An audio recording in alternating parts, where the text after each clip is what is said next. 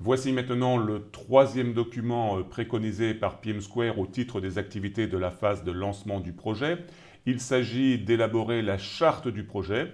Ce document est particulièrement utile pour commencer à formaliser la manière dont le projet va se dérouler.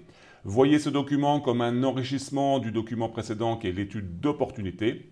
Examinons l'objectif, les responsabilités et les informations qui constituent cette charte de projet. Alors pourquoi élaborer une charte de projet? Eh bien il s'agit tout d'abord de valider l'objectif du projet, que l'on reprend bien évidemment de l'étude d'opportunité, de formaliser le quoi, c'est-à-dire le périmètre du projet, le comment, les solutions qui commencent à s'envisager, et le quand du projet, le calendrier réaliste, de poser une base de référence solide pour le projet, et puis enfin de marquer la volonté de l'équipe projet d'approuver le projet pour le passer dans sa phase de planification.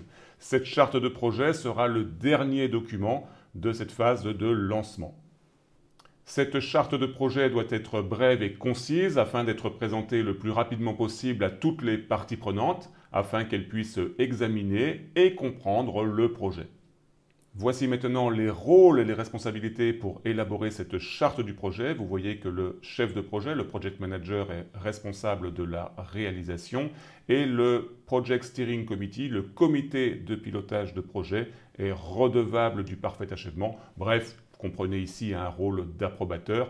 Le responsable métier va intervenir en soutien de l'élaboration de cette charte de projet puisqu'elle concerne plus des aspects méthodologiques de conduite de projet.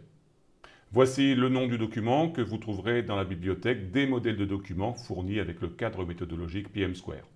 Examinons maintenant le sommaire de cette charte de projet avec ici la version française et la version anglaise, puisque là nous avons un petit souci de traduction que l'on va voir tout de suite. Justement, notre petit souci de traduction est ici. Le premier paragraphe, résumé exécutif, donc là, pas de souci, il suffit de résumer le document, globalement l'objet du projet. Le deuxième, la traduction et considération sur l'analyse de rentabilité. C'est plutôt considération sur la justification du projet. C'est bien le business case ici, le cas d'affaires que l'on va résumer.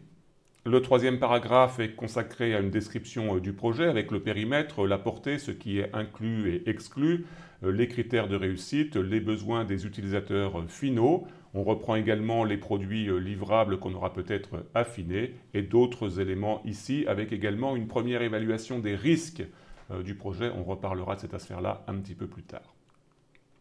Le quatrième paragraphe, quant à lui, est consacré aux coûts, au calendrier et aux ressources. Alors encore une fois, dans une vision très macroscopique, toutefois réaliste. Donc il ne s'agit pas de faire ici de la planification avant l'heure, mais de poser encore une fois des hypothèses réalistes sur ce que va donner le calendrier, qui prend également en compte des contraintes.